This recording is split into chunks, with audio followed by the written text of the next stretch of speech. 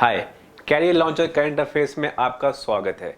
हर बार की तरह हम आ गए हैं एक करंट टॉपिक लेके that we are going to discuss in this session.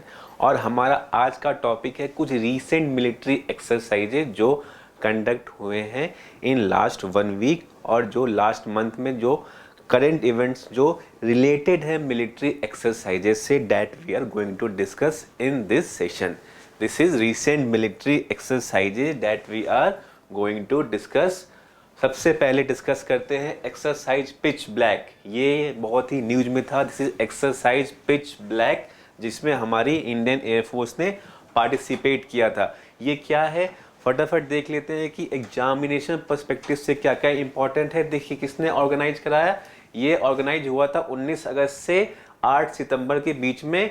ये कब इंसेप्टेड हुआ था 1980 में ये पहले इवेंट स्टार्ट हुए थे। ऑब्जेक्टिव क्या था? To practice new doctrine combat and most importantly inter ऑपरेटिबिलिटी।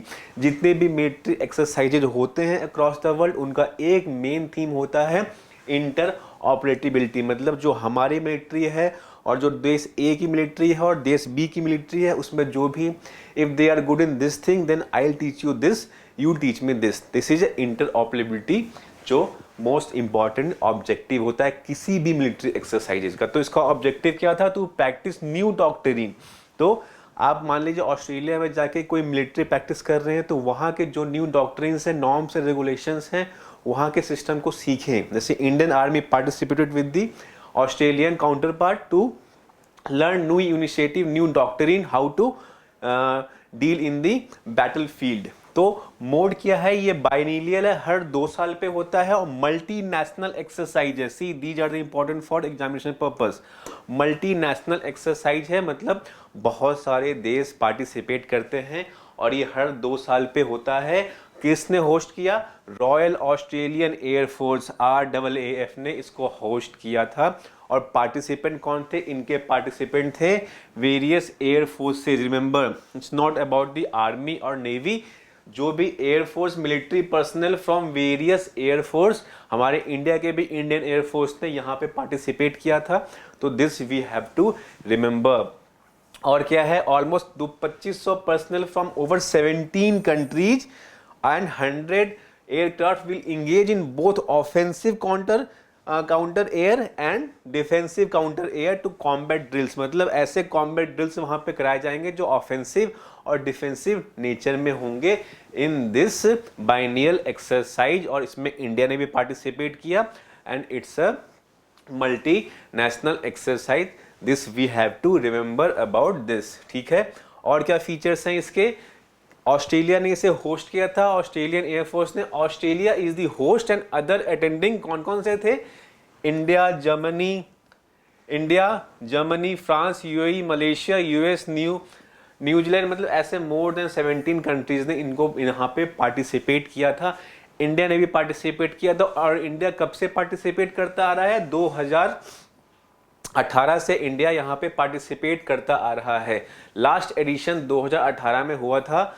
2020 का एडिशन क्योंकि ये बाइनियल है नहीं हो पाया क्योंकि कोविड आ गया था। ठीक, अब जाके ये रिसेंटली यहाँ पे कंक्लूड हुआ है ऑस्ट्रेलिया में multinational exercise in which India participated. तो these are some of the fact about this exercise that you have to remember. In 2018 India participated in the exercise for the first time. ठीक है। तो this is for the air force। ठीक है। Air force के लिए जितने भी air force personnels हैं वो पार्टिसिपेट करते हैं इस इवेंट में। और कहाँ पे होता है ये देखिए। It is conducted on Royal Australian Air Force Bradshaw field training area and Delamere air weapons range. ये one of the largest training air space है वर्ल्ड का। ये बहुत ही फेमस नाम है and this is one of the largest training area in the world related to air space activities. ठीक, और ये ऑस्ट्रेलिया में सिचुएटेड है। This we have to understand. आते हैं हम अपनी सेकेंड एक्सरसाइज पे। This is exercise SAREX. Indian coastal Guard ने इन एक्सरसाइज सारेक्स कंडक्ट करवाया रिसेंटली। हम डिस्कस करते हैं what is this SAREX all about. SAREX का क्या ऑब्जेक्टिव है और क्या मोटो है? ये बाइनियल है मतलब हर 2 साल पे होता है। किसने कंडक्ट कराया? इंडियन कोस्ट गार्ड ने कंडक्ट कराया। एक्सरसाइज का नाम क्या था? National maritime search and rescue exercise. हमें यह पता है कि इंडियन कोस्टल गार्ड का मेन ऑब्जेक्टिव क्या है कि सर्च एंड रेस्क्यू। अगर जो मछुआरे हैं और कुछ भी ऐसी ट्रेजेडी हो जाती है in the coastal region, then the first line of defence जो आते हैं इनको प्रोटेक्ट करने के लिए, that is Indian coastal guard. तो उस बेसिस पे एक एक्सरसाइज कंडक्ट कराई गई थी, that is national maritime search and rescue exercise called SAREX. And exercise का थीम क्या था? Capacity building towards maritime security. कहाँ पे हुआ? चेन्नई में इसे कंडक्ट कराया गया। और एक्सरसाइज का ऑब्जेक्टिव क्या था? To avoid accident and sea and save life by conducting rescue operation. मान लीजिए कोई मछुआरों की बोट किसी भी तूफान में फंस गई है, then this the people, the personnel of Indian coast guard will come to rescue them, to rescue the life of the people. 16 countries ने पार्टिसिपेट किया था और ये 10th एडिशन था इस बार जो कंक्लूड हुआ। ठीक, तो दिस इज ऑल अबाउट। अब हम डिस्कस कर लेते हैं कि इंडियन कोस्ट गार्ड क्या है, उनका ऑब्जेक्टिव क्या है, कैसे बना था। ये armed force search and rescue wing है। आर्म्ड फोर्स का जो सर्च एंड रेस्क्यू डिपार्टमेंट है, armed force search and rescue agency protects maritime interest of India. It protects the maritime interest of India and it's come under the Ministry of Defence, or it was established in 1978 by Coast Guard Act 1978. It operates under the Ministry of Defence, that we have to remember. It is a maritime enforcement law agency कि जो भी law, जो भी regulation coast guard और जो भी जो हमारा नॉटिकल माइल से रिलेटेड जितने भी लॉ रेगुलेशंस हैं उसको इंडियन कोस्ट गार्ड ही इंप्लीमेंट करती है। ठीक, to protect the coast of our Indian subcontinent और इंडियन रीजन में, उसके लिए इंडियन कोस्ट गार्ड है। इंडियन कोस्ट गार्ड के मिशंस क्या क्या हैं? टू प्रोटेक्ट आर्टिफिशियल आइलैंड, जितने भी आर्टिफिशियल आइलैंड्स हैं हमारे इस रीजन में उनको प्रोटेक्ट करना। To protect maritime ecology and environment, to protect fisherman mariners at sea and national maritime search and rescue coastal security. मतलब कोस्टल सिक्योरिटी, इकोलॉजिकल एनवायरनमेंट और फिशरमैन का protection, these are the mission and objective of Indian coastal guard, that you have to remember. ठीक है, then exercise Vinbax. Vinbax मतलब 2022 में exercise conduct कराया गया, इसके बारे में हम डिस्कस करते हैं what this exercise is all about. ठीक है, एक्सरसाइज विन बैक्स 2022 का ये तीसरा एडिशन था। ये बायलैटरल एक्सरसाइज, रिमेंबर दिस, पहला जो हमने डिस्कस किया था that was a multinational and this was a bilateral between India Vietnam. Bilateral exercise कहाँ पे हुआ? चांदी मंदिर जो हरियाणा में है। कंट्रीज कौन कौन से इन्वॉल्व थे? India, Vietnam. इससे पहले कौन सा एडिशन हुआ था? वियतनाम में हुआ था 2019 में। थीम क्या था? Employment and deployment of an engineer company and a medical team under United Nation contingent for peacekeeping operation. अब ये पीस कीपिंग ऑपरेशन क्या है? वी विल डिस्कस कि what is the objective of this peacekeeping operation of the United Nation. Objective क्या था? Strengthening mutual confidence and interoperability. मतलब ये this term we will get कि जहां भी मिलिट्री एक्सरसाइज हो रही है you will get the term interoperability. मतलब अगर हमारे देश के इंडियन आर्मी वहां जाके कॉम्बैट ऑपरेशन कर रहे हैं in the different situation, different environment, means they are capable of fighting in different situations. ठीक, तो this is why different military exercises अलग अलग इन्वायरमेंट, अलग अलग टेरेन में कराए जाते हैं, सो डैट कि एक सोल्जर को दे शुड नो कि अगर डिफरेंट सिचुएशन है तो वहाँ पे कैसे उनको फाइट करना चाहिए। ठीक, तो this is about the third edition of India Vietnam. अब ये United Nation contingent for peacekeeping operation क्या है? बहुत सारे ऐसे नेशन हैं जहाँ पे अभी भी सिविल वार चल रहा है। जैसे हम बात करें साउथ सुडान की, तो वहाँ पे इंडिपेंडेंस के बाद सिविल वार स्टार्ट हो गया। तो उस देश की शांति को मेंटेन करने के लिए यूनाइटेड नेशन की एक पीस कीपिंग फोर्स होती है जो उस देश में जाती है और वहाँ शांति इस्टेब्लिश करने के लिए, पीस इस्टेब्लिश करने के लिए वहाँ पे वो प्रयास करती है। इसमें इंडिया का नैक ही है कि इंडिया ने बहुत पहले से ही बहुत सारे सोल्जर्स अपने इस पीस कीपिंग फोर्स में भेजे हैं। तो इंडिया के पास ट्रेनिंग कैपेबिलिटी सब कुछ है। तो बहुत सारे ऐसे छोटे छोटे देश जो साउथ ईस्ट एशिया में हैं वो इंडिया के पास आते हैं ट्रेनिंग लेने के लिए, ऑपरेशनल ट्रेनिंग लेने के लिए कि आप हमें सिखाएं, क्योंकि आप इस फील्ड में बहुत दिन से इन्वॉल्व हैं। जो आपके यूएन पीस कीपिंग फोर्स में जो इंडियन सोल्जर्स हैं वो बहुत सालों से और बहुत मैक्सिमम अमाउंट में पार्टिसिपेट करते हैं, and they are situated in different parts of the country to establishing peace in that particular country. That's why we have that capability to train other people, to train other small countries, so that कि उनके soldiers भी ऐसे international missions में, ऐसे international peacekeeping mission में participate कर सके। ठीक, तो this was the objective of this bilateral exercise, remember this. ठीक है, फिर आता है नेवल एक्सरसाइज काकादू।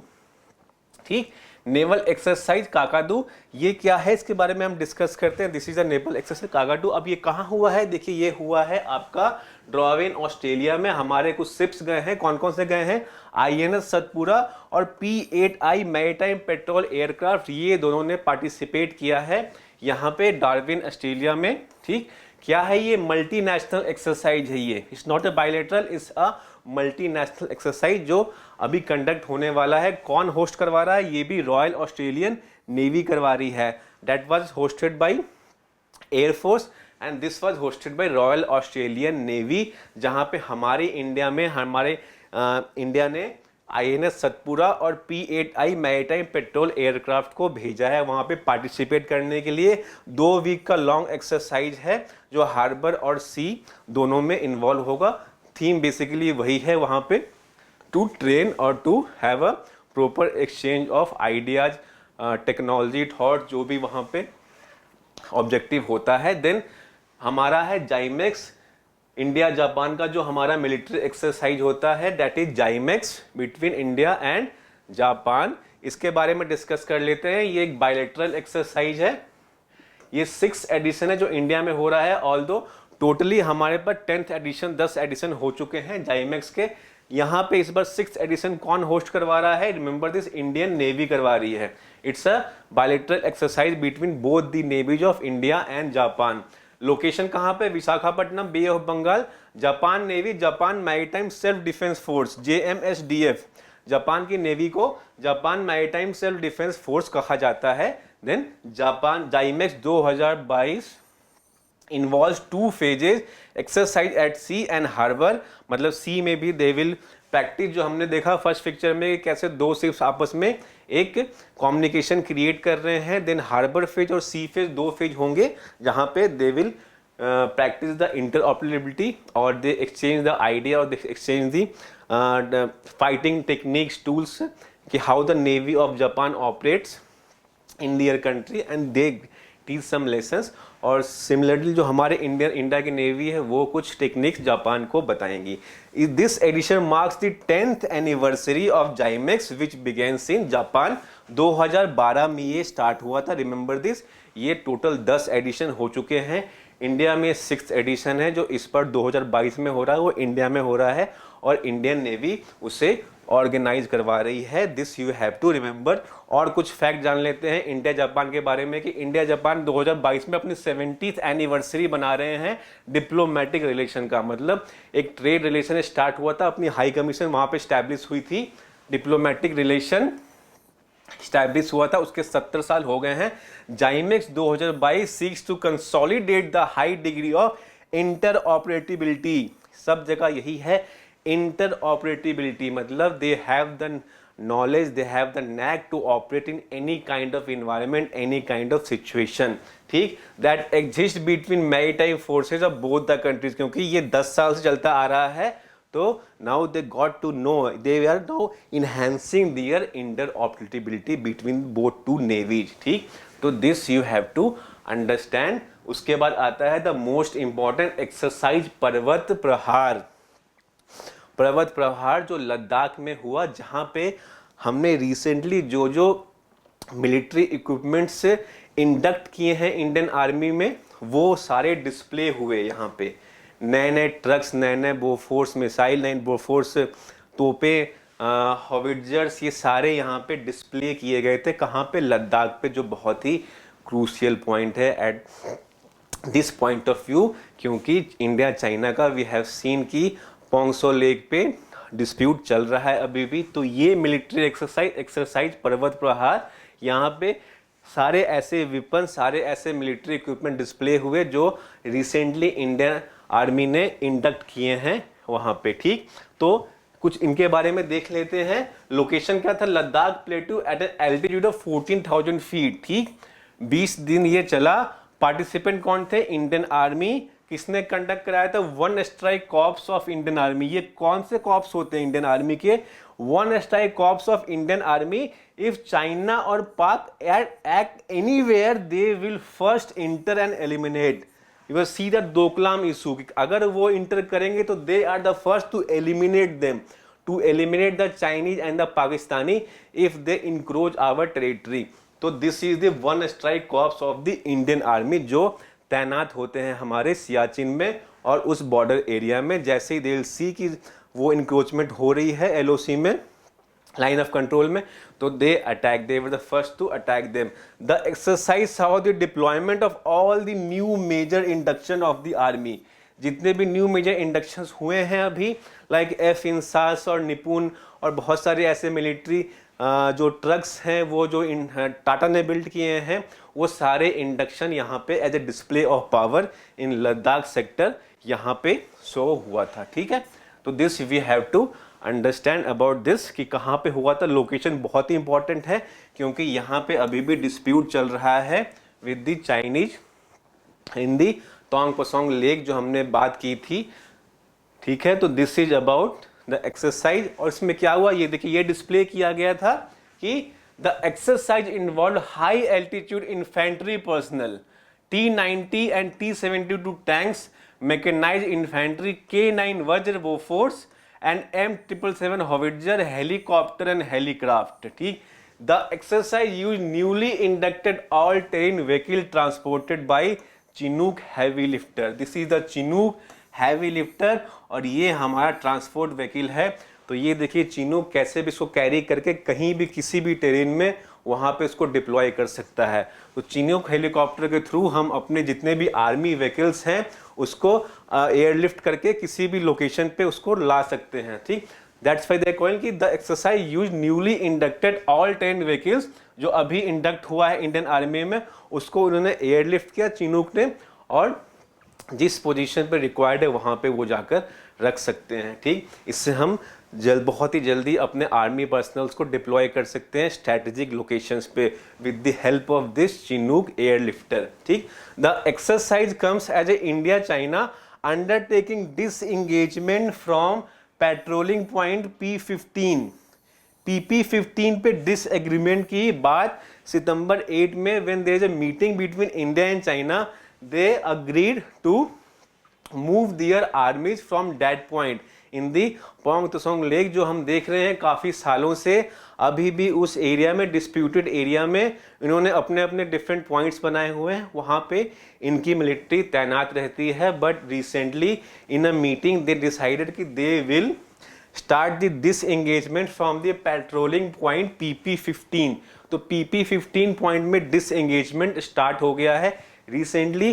तो इसको ये भी देखा जा रहा है जो मिलिट्री एक्सरसाइज ये कर रहे हैं इस लेक में, तो इट इज सिंबॉलिक कि हाँ we have equipments, we have all the facilities so that we can airlift all the our military vehicles to different difficult terrains also. ठीक, तो ये एक तरीके से सिंबॉलिक एक्सरसाइज भी इसको माना जा रहा है। ठीक है, उसके साथ साथ इसके साइमल्टेनियसली एक और एक्सरसाइज कराया गया, that is exercise Gagan strike. ठीक है, it's a coordination between the Indian army and Indian air force, दोनों एक साथ कैसे बैटल करेंगे बैटल फील्ड में। A communication between this and this infantry and this, a proper coordination कैसे क्रिएट हो बैटल फील्ड में between the Indian air force and the Indian army. This exercise was all about Gagan strike, the coordination. ठीक, इसको हम discuss कर लेते हैं। It's a joint exercise Indian army plus Indian air force. ठीक है, लोकेशन कहाँ था? पंजाब और वेस्टर्न फ्रंट पे। The operation validated the Apache 64E advance light helicopter as potent weapon to deliver platforms. ठीक है, मतलब ये देखिए इसके थ्रू आप वेपन्स आराम से डिलीवर करा सकते हैं। अपाची और जो हमारा ध्रुव जो भी एक नया एयरक्राफ्ट, नया हेलीकॉप्टर बना रही है हमारी हिंदुस्तान एरोनॉटिक्स लिमिटेड, वो हम यूज कर सकते हैं to give the weapons to the infantry.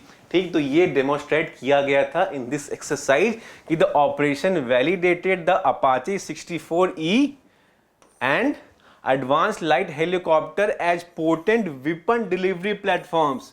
Now this helicopter will use as a delivery platform. They'll deliver the weapon to the infantry at the ground level. The force multiplier effect.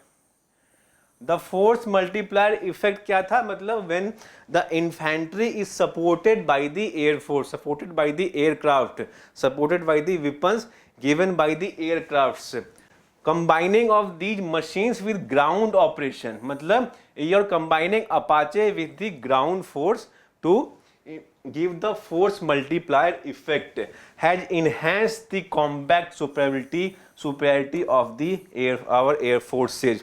मतलब combination of air force and combination of this Indian army, this gives the force multiplier effect of combining these two machines and the infantry forces, जिससे हमारे forces का जो combat operation है वो superior हो जाएगा। ठीक, इसमें पार्टिसिपेट कौन कर रहे हैं?